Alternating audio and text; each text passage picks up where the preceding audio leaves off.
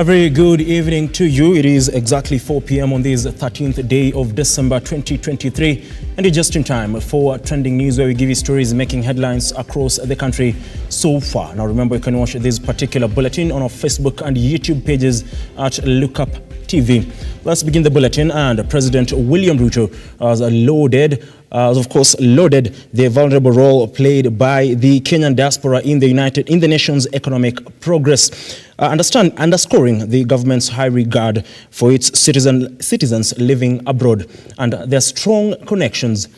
Let's just take that again. President William Ruto has lauded the valuable role played by Kenyans in the diaspora in the nation's economic progress, underscoring the government's regard for its citizens living abroad and their strong connections to their homeland. Now, during the Diaspora Investment Conference here at the Kenyatta International Convention Center, Ruto acknowledged and commended the diaspora's contribution to the country's economy.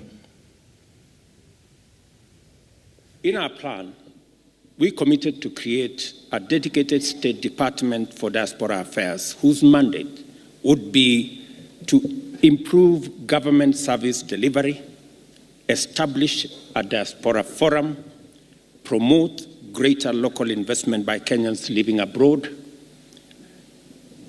facilitate through intentional measures greater access to overseas employment opportunities for Kenyans, foster the transfer of knowledge, skills, technology through strategic engagement, promoting the welfare of Kenya's diaspora, and leveraging our diaspora to enhance Kenya's international profile. We have been committed to enrich our engagement with our brothers and sisters living and working abroad, beyond the asymmetrical preoccupation with remittances. At any rate, the diaspora's contribution through remittances has overtaken the performance of our major exports and now constitute a major anchor of economic stability and driver of investments in our country. The State Department of Diaspora Affairs is the host of the first Kenyan Diaspora Investment Conference, whose agenda is dedicated to facilitating richer conversation, fostering greater understanding, and strengthening our partnership in investment promotion across various sectors of our economy. This event, therefore, eloquently testifies to the government's commitment in delivering its commitment to the diaspora. I am encouraged to note that during this conference, you are going to be engaged in robust deliberations on various dimensions of investment, from general experience to sectoral components like financial services, real estate, and strategic value chains like agriculture, manufacturing, healthcare, and of course, the new sphere of creative economy. Now, moving forward, motorists have been advised to be cautious during the festive season by adhering to specified speed limits on public roads, aiming to reduce fatal accidents during this festive season. Sami Gatikui, Motorline Operations Manager, emphasized this during the end-year Thanksgiving event at Motorline Annex offices in Nakuru. Gatikui highlighted the risk on the Nakuru-Eldoret highway, citing past fatalities and calling for driver vigilance. He has further advocated for strict measures amid government efforts to crack down on reckless drivers. Kwa madereva wetu wote na tumekuwa tukiwaambia ni kwamba when you are on the road, overlapping is a crime. And we have continued to remind them that they should maintain the safety by not overlapping. Because overlapping causes a lot of accidents, and we are witnesses to that. And even today, part of our talk, I have reminded them that they should maintain safety on the road by not overlapping. And also something else that we have talked to them is the issue of overspeeding. Because overlapping and overspeeding, they are the major causes of accidents on our roads. And our drivers are good. This year, as Motorline, we had not had any major accident. It's just minor accidents that are brought by others, and we thank God for that. By the statistics of NTSA, Now, criminals engaging in crime activities in Narok County have been warned as the government, of course, intensifies crackdown on criminal gangs. Speaking during Jamhuri Day celebrations, the county commissioner, that is Isaac Masinde, said the security team will be patrolling the area during the day and night to maintain security, following the increased cases of insecurity in that particular region.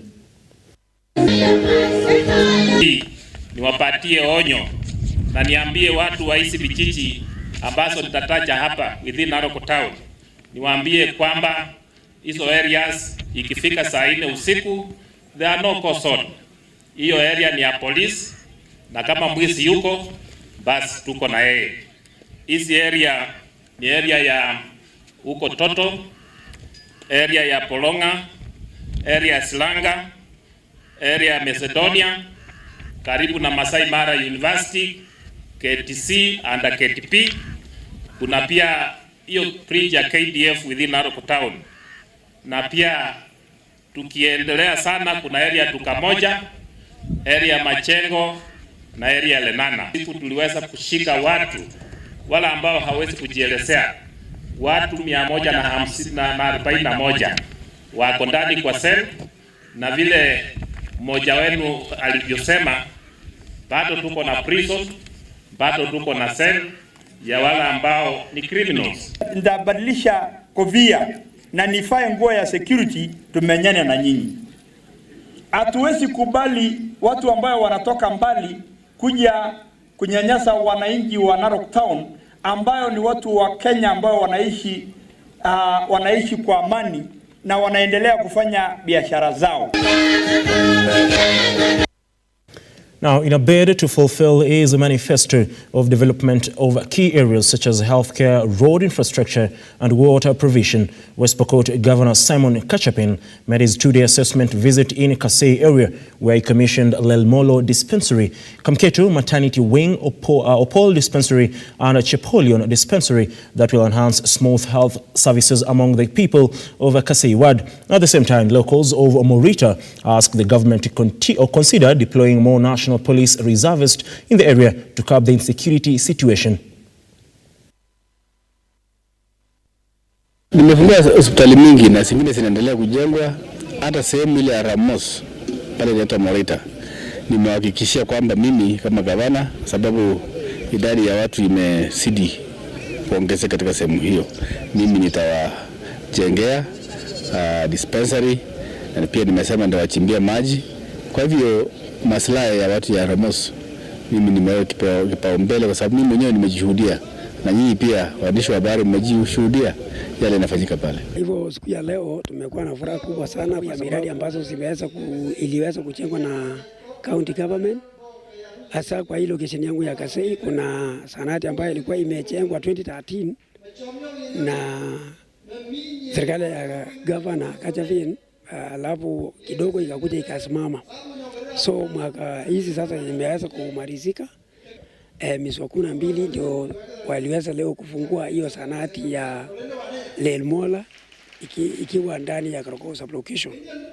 Na hata leo amefungua sanati ya Chepolion ambapo iko katika location ya Kaptolomwa. Kwa hivyo wananchi wameweza kufurahia sana kwa sababu dawa ziliweza kufika hizo sanati.